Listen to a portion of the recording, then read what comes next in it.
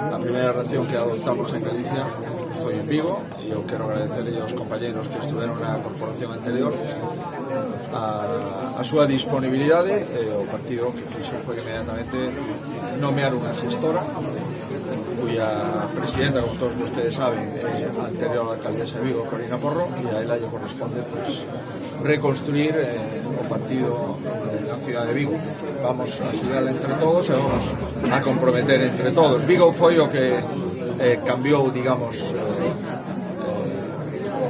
con máis intensidade o resultado das municipais. A pesar de eso, o Partido Popular de Galicia gañou as eleccións municipais en Galicia e o Partido Popular de Galicia sacou os mellores resultados de todo o Partido Popular en España, o cual non significa en ningún caso que estamos satisfeitos cos resultados das eleccións municipais, e moi nomeadamente se inicia unha nova etapa.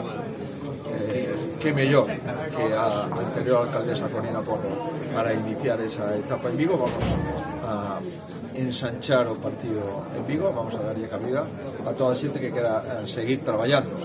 Nas eleccións autonómicas o Partido Popular gaña en Vigo e vamos a intentar que se volva a producir nas seguintes eleccións autonómicas, que están todavía sin convocar porque queda todavía moita legislatura. Por consiguiente, vamos a seguir traballando e recoñecendo o éxito do Partido Socialista en Vigo e o éxito do seu candidato, o señor Caballero, que sacou un excelente resultado nas eleccións municipais.